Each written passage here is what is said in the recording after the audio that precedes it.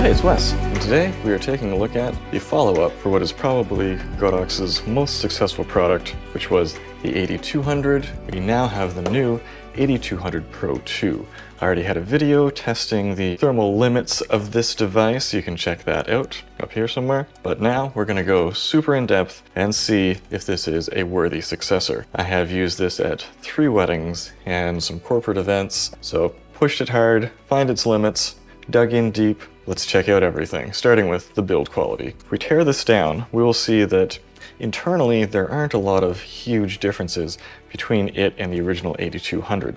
The AD200 Pro was an incremental update at best, mostly just changing that back screen area, improving the dial, keeping it from breaking very easily, which was nice, but I never got into the AD200 Pro myself because I didn't consider it to be worth an extra $50 over the original, when you get almost the exact same functionality of the original. I did have to replace the back screen on mine twice, and in addition to that, a couple weeks ago, finally, one of them died. Interestingly enough, it is the one that I've replaced the back screen on twice. Not because it fell over, but because it got wet at a wedding. I got the shot. I wasn't being careless. It was wrapped up in Ziploc bags, but just a little bit too much humidity and this thing is toast. Taking it apart and can't figure out what's wrong, but just water damage. You can see it on the board. It was time for it to be replaced anyway, being replaced by the Pro II. If we look at the head design, that's where the biggest differences are apparent. The Pro II head is all about thermal management, whereas the original head is just kind of easy breezy, just does what it does and is programmed to not overheat. Now there are ups and downs to this new head design, as we discovered in our overheating torture test, in that when it's turned on, you have a fan that actively cools it. But when you turn it off, even though this is a soft button to turn it off, the heat stays inside the head. And so, if you were to power cycle this, in between using it heavily, there is a chance that you could melt this down. I didn't take the time to do that. If you want me to try that in a future video, let me know, because I still wanted this to be working for further comparison videos. There's another video coming up next that more directly compares these two flashes. I would love to see Godox create some weather-resistant flashes. And I know a lot of people think that that's ridiculous, but these are often called outdoor flashes. It's on the website. And I found with the AD600 Pro, I had a single snowflake land on it one day, and it didn't work for 48 hours. Thankfully, it came back to life afterwards. Phew. I live in a climate where 75% of the time you either have risk of rain or snow, and so it's hard to shoot outside without some risk there. I always bring plastic bags, but for the next iteration of professional, pro stuff, please Godox, give us something with some weather resistance. If we turn around to the back here, this is pretty much the biggest build quality difference. The original, you have a soft plastic screen. For the first Pro, you have a harder but plastic screen. For the Pro II, you ready for this? We have a glass screen. Very nice. But that is because we have a new beautiful display on the back. It is tiny, I will grant you that. We'll talk more about how these displays compare, but finally it gets us out of our bizarre function menu that has been plaguing these products for a long time. I cannot wait for the AD300 Pro to be updated to not have this because it's so old-fashioned. This screen is very nice. It's not a touchscreen. Some people might say, oh, it's too small to be a touchscreen. It's almost the exact same size as the screen on this trigger that is pretty much entirely a touch interface. So it could have been, maybe it would have costed more, maybe it would have been less durable. This is very closely laminated, and so odds are the screen is a little less durable, but it has a nice surround on it. I like that. It is flush though. This one has a bigger surround, is more deeply laminated, and so it's probably thicker, more durable. I'm a little disappointed that this glass element here isn't surrounded by a rubber bumper, which the front glass element up here is, as was the previous front glass element in here. I would have preferred to see that. However, there is a lot of plastic surround, so it should be quite durable. Speaking of that, if we look at the front here, On the original, we've got this squishy Fresnel element that air can flow straight through. This one is much more rigid, just a tiny bit of airspace on the sides here. So again, it's relying very much so on the active thermal management.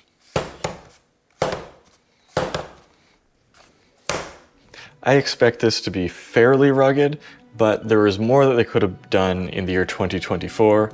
I'm going to give this a 8.5 out of 10 for build quality. Improved, but just incrementally. Feature set. This is tricky because the AD200, when it first came out, was celebrated for its versatility, that you could just do anything with it. They've since come out with more heads, more attachments. There's so much that you can do. Unfortunately, we have broken some backwards compatibility here. As you can see on the new head, we have some contacts. Probably has to do with thermal management in the fan. That's the new stuff, and maybe the bicolored LEDs. A little bit more communication going on here. So the old one doesn't have that. I can take the old head and slap it on the 200 Pro II, even though it looks a little bit goofy on there. But the new head, because of those new points, does not fit on the old flashes. So we don't have broad cross-compatibility anymore. Similarly, because the new one can go on old stuff, you can attach this to the S2 bracket, no problem. It is designed to do that. So again, this is compatible with all existing modifiers. And speaking of features, what else comes in our box here? Nice little Godox pouch, looks much more premium than the previous 200s. We have our USB charger. This is a little bit slower than the AC-based chargers, but obviously a lot more convenient. USB cable, USB power supply. What do we have here for power? This does 20 volts, 1.5 amps, and this charger is really looking for 20 volts. Because if we pop out this battery, this is a 14.4 volt battery, so it's much easier if the charger has more voltage at its disposal than the battery has. Our battery cover. I don't know if they all come with this much stuff. This is a lot of stuff. Oh, that's the USB that actually came with it. Big old manual. Kind of surprised that they're still shipping with physical manuals, and another flash diffuser. Also included is the slightly revised articulating arm for it that lets you screw into the bottom or the top. You have mounting points to keep it straight. I'm not a big fan of this extended knob because it bumps into the other knob, but this one has the new umbrella holder screw. So if you're one of those people who really needs to lock that down that umbrella, they managed to squeeze that in. Once again, one of our biggest feature changes is that we get this screen here. And one of the things that that lets us do is our syncing. So if we have an updated X3 trigger, go to our settings, wireless, wireless sync. Go into our menu here, these are on separate channels, wireless, wireless sync. Boom, just like that, this flash has switched to channel 25 to match our trigger. And now the trigger is going to fire. Kaboom. If you are experienced with Godox flashes and so forth, you might seem that that's a bit of a trivial addition. But if you've been in the forums and the Facebook groups, you know that early users of these flashes often get exasperated because they can't get them to pair together because, you know, they haven't read through all the manuals and they don't know all the same stuff that we know. This eliminates one of the biggest hurdles for people first getting into the flashes. Fantastic. I love that they added it. Also, we have our color coding, much like on the AD600 Pro II. So you have a bright LED on both sides. And you see the color on the back here too. Not super visible from all angles, and since the LED is kind of small from a vast distance, it's a little hard to see, but it's a nice addition. I would like to see the LED bright on the back here as well, because the screen's going to turn itself off after a little while. Unlike a little LED display, this is consuming power whenever it's on. Standby. Yeah, we can only go to 3 minutes. I already have it set to the max. Auto off, set to the max. I like everything set to the max. I wish this standby time would let you go further, because this screen is not using a lot of power compared to how much battery this thing has. I would rather this drain faster and leave that screen on so I can see it at all times. But we're getting a little bit into our usability, so we'll pull ourselves back in here. Another feature addition is we can go down to 1/512th power at 0.1 increments. We can change those increments though in the controller, but in the flash itself, it just seems to always be 0.1. Then again, when are you adjusting the power of an AD200 on the body itself? That doesn't come up very often. Another big addition is LED modeling lamp that actually does something. The old ones were kind of a joke. Yes, they were LEDs that lit up, but if we compare the two, well, there's no comparison. We're going to talk more about the exact light quality of these in the light quality section, but obviously this is actually usable, and you can set it to scale with the output level of the flash. I'm not a huge fan of that. I would rather just set it high and leave it there. And this is enabled by having that active cooling, but it is going to run your battery down pretty fast. In a later video, when we try to do some extreme stuff with that, maybe we'll do a full rundown test of that LED. As you can see though, the LED spread is a little bit weird. It's kind of cooler in the middle, and then there's a fringe of warmth and so forth. It seems like the cool and warm LEDs on it aren't perfectly well aligned. But even so, again, vastly, vastly superior to what was there before. Thank you, Godox. Fantastic. Just another note, there is no active cooling in the bulb head because, well, the flash bulb is very exposed. It can much more easily cool itself.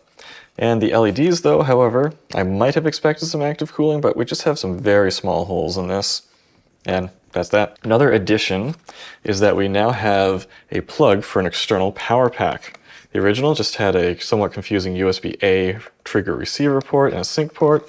This one we now have just a normal sync port and that power pack. Does it improve recycle times? I don't know. I don't have the power pack. If you want to see a test on that, let me know. Then we come around to the back. We have our USB-C port.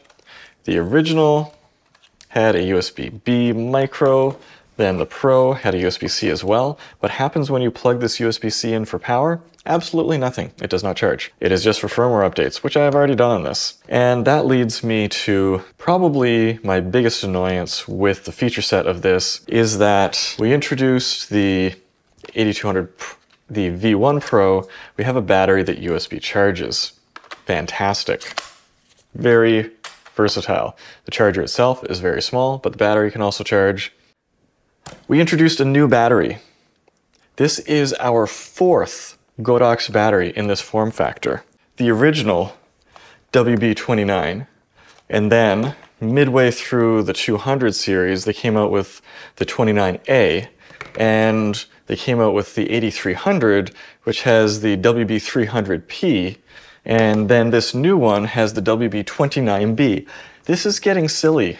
I'm all for Godox improving their battery packs.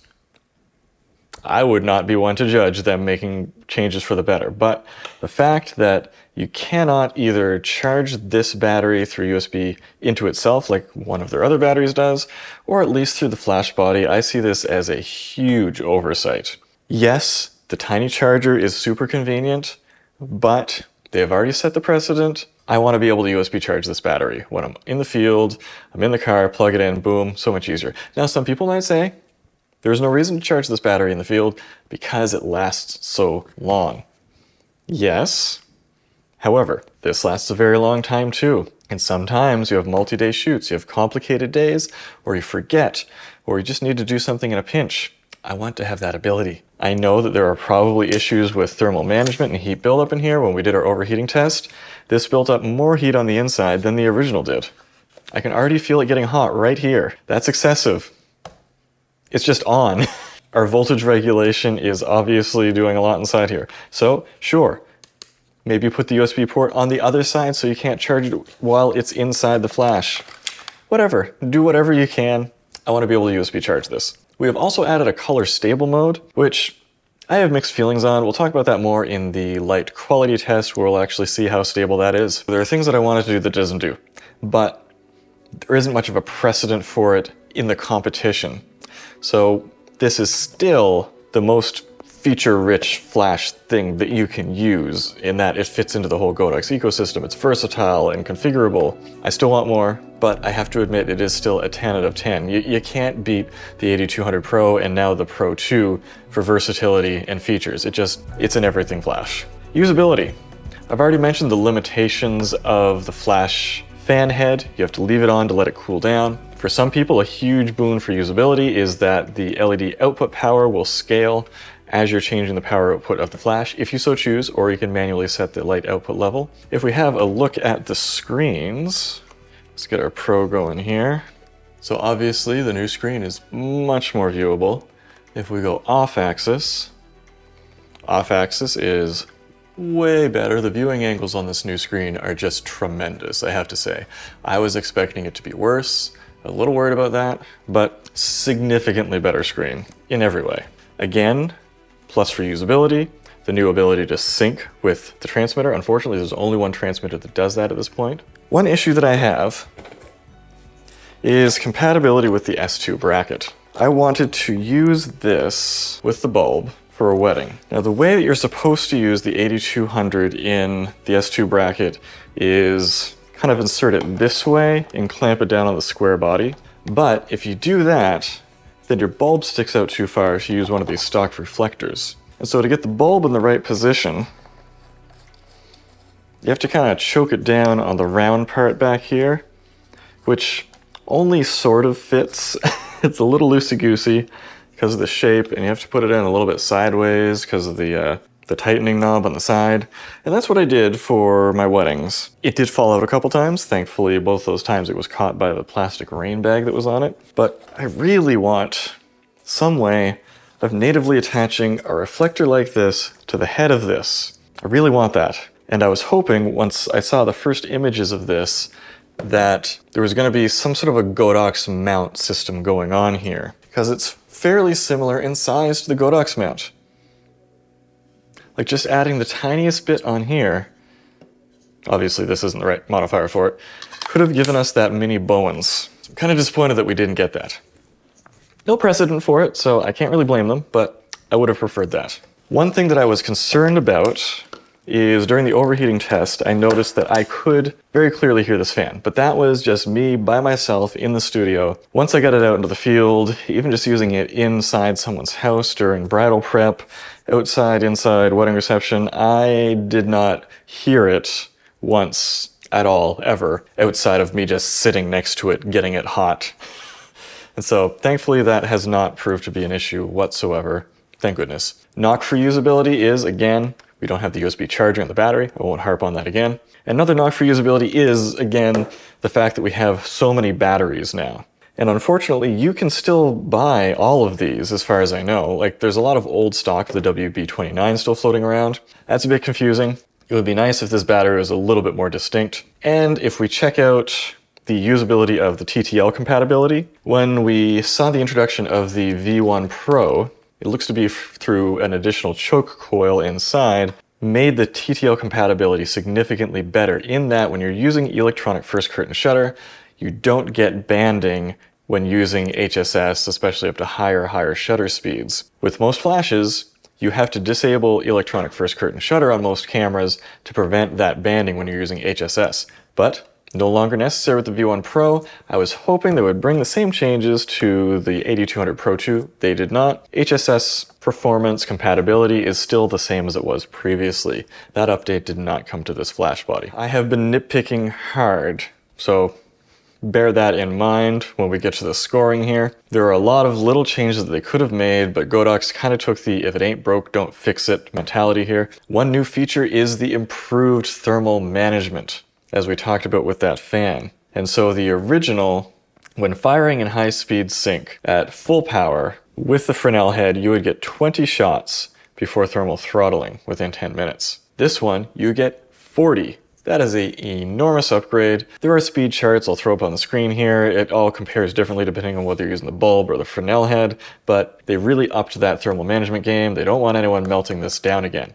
I will try to melt it down in a later video. It'll give you 25 to 100% better resistance to thermal throttling so that you can keep getting those shots. Although I would like to see some changes, because Godox likes to take the whole if it ain't broke, don't fix it thing. This wheel, it's broke, fix it. This wheel's great. There's stuff that they could do, but in the market landscape, it wasn't absolutely necessary for them to do it. So for usability, This is one of the easiest flashes to use still, and they made it better. I acknowledge that, 100%, they made it better. It's a 9 out of 10 for usability. So nice, so slick.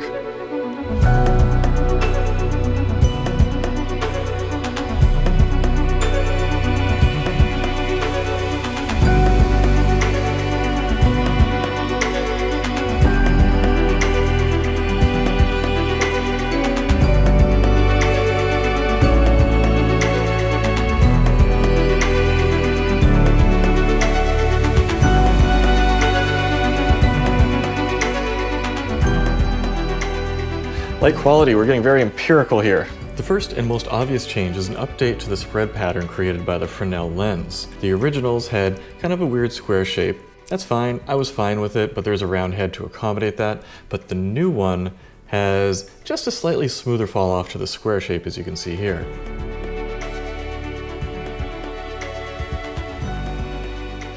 But the biggest change, which some people might not have noticed, is that the originals had this spillage from the edges. So if you're shooting an event, sometimes you'd get this weird band of bright light coming out of the side of it. Whereas this one is much better enclosed and prevents that weird spillage. All you get is your intentional light. Much better. Again, some people never noticed, didn't have a problem, but it's a problem that they have solved. As previously mentioned, we don't have improvements to HSS.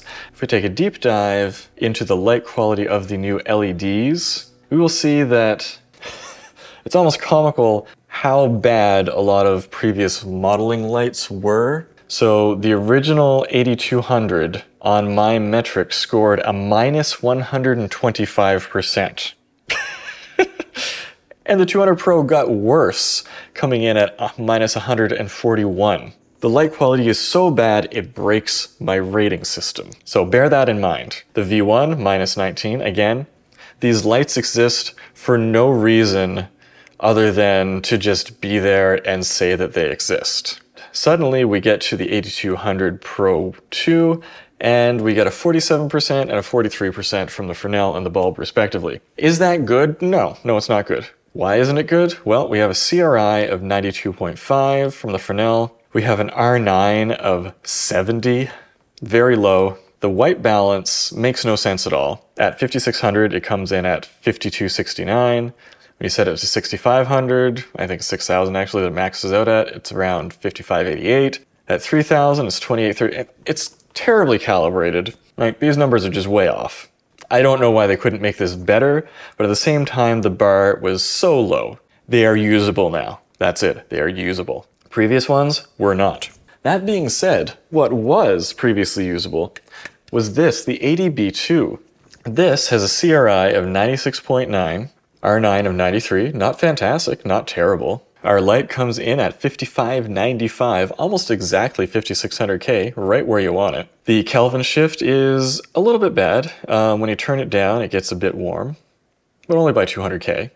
So this comes in with a score of 87.7. Comparing the modeling lamps, although yes, you do get to adjust the Kelvin, the white balance on this, the quality of the light coming out of these little CLB LEDs on the AD200 is still vastly superior, which is great. Like, I used this as my main video light for years.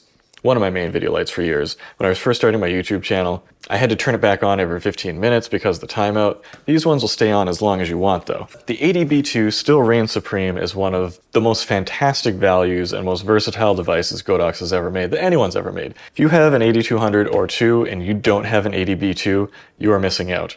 Fantastic. All right, let's dig deeper into the light quality of the flashes themselves. This one advertised improved stability and introduced our color stable mode.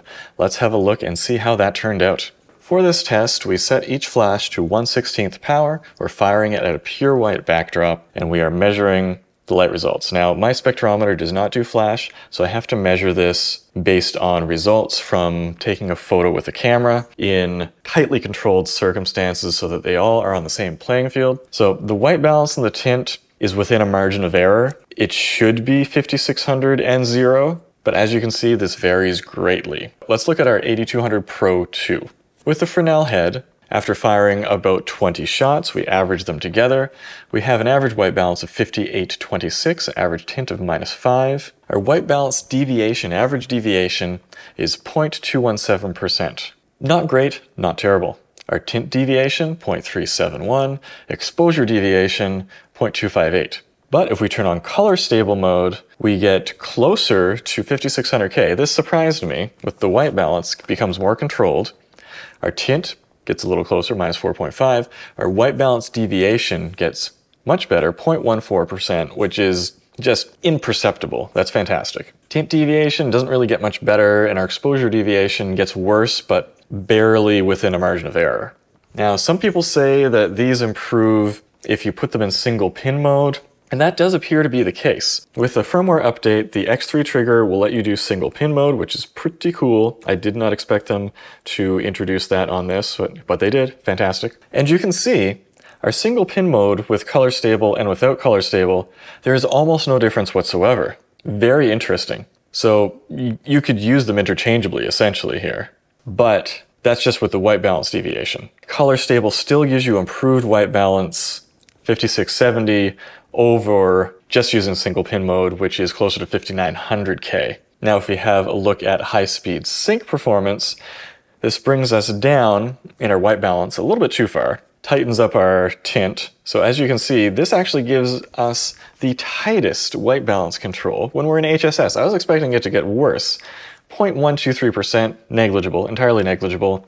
Tint deviation gets even better as well, 0.259. But surprisingly, although this has to struggle to come up with the power to do HSS, HSS is hard, technologically speaking. Our exposure deviation is only 0.188, and this is firing once every second, 20 times, rock solid in HSS.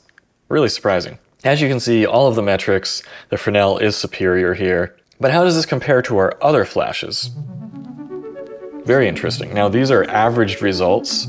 I get to about 20 exposures. I find that adding more after that, like at one point I went to 100 just to see where the point of diminishing returns was. Diminishing returns is around 12 or 13. After that, results very much average out and don't really change very much.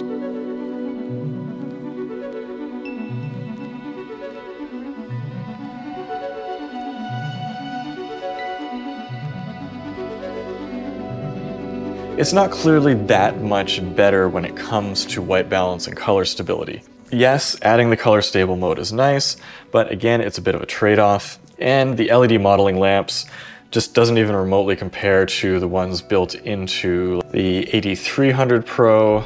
So, overall, we have pretty good flash light output. I would like for them to figure out a way to match the white balances between HSS mode and sync standard within sync mode. So I'm going to give that an 8 out of 10 for light quality.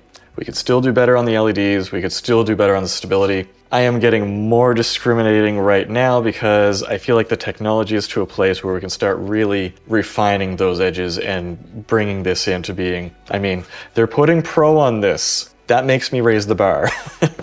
Value. This one surprised me. So the original AD200 is $300. Let's double check this in case it's changed in the last couple days. So the original AD200 Pro is still listed as $350, but it's on sale everywhere for $300. The Pro II is listed at $350 and actually is already on sale some places. I was expecting them to creep the price on this and they did not. Thank you so much, Godox. The original 200 can still be found, not at a lot of the major retailers, for $300 US. So I don't know if they're going to eventually lower the price of the original Pro, or discontinue the 200 or lower its price. Nothing has changed much yet. But thankfully they didn't up the price on this. So that's how these three sit, with 300, 350, and 350 for now. How does that compare to the rest of the market though? Well, there is the Godox, a clone of the AD200, the GT200, for $230. It is so much of a clone that you can use Godox triggers on the Godox and otherwise they reverse engineered the Godox system. There's the newer Q3 for $260 and the newer Q300 for $300. There is the Interfit Badger, not nearly as small and versatile, for $330. And I mean, heck, you can get a step up in power, only a slight step up in size, the AD200 Pro for $500. Big step up in price. Or from the big boys, the Ealing-Chrome 3 is $1,000 for 261 watt seconds. Profoto B10X, $1,800 for 250 watt seconds. That makes it complicated. You have some smaller players with smaller product lines that can get you that kind of power for less. Does it have this level of refinement and versatility? No, it does not. And you can still get the AD200 that does, let's face it, almost everything that this does for 50 bucks less. But we now have a better battery, we have a beautiful screen on it, with powerful LEDs for the same $350. Comes with the two heads. I'm going to give this a 9 out of 10 for value. It's still a strong value. Can you spend less to get that kind of power? Yes, but with the amount that they include in this, it is still totally worth the price. Speaking of which, I'll have links in the description below. So that gives us a total score of 89%. Fantastic score. Did they give me everything I wanted? No. Did I expect them to give me everything I wanted? No. Will they next time? Maybe. It'll be a few years. What do you think about the new AD200 Pro II? Was it enough of an upgrade for you? I would say if you have the original AD200, maybe consider the update. If you have the Pro, a little bit tougher. If you haven't gotten into off-camera flash photography and you need a nice general purpose device, yeah, definitely. The AD200 Pro II was a great place to start. There are bigger, badder, flashier products, but when you consider this and the ability to combine it on the AD200 to give you a 400 watt second light, it's just fantastically versatile and easy to use and so expandable with the Godox ecosystem. If you want to pick one up, link down in the description below. But until next time, let me know what you need to know about this down in the comments below and maybe I'll make another video. So, let's go take some photos.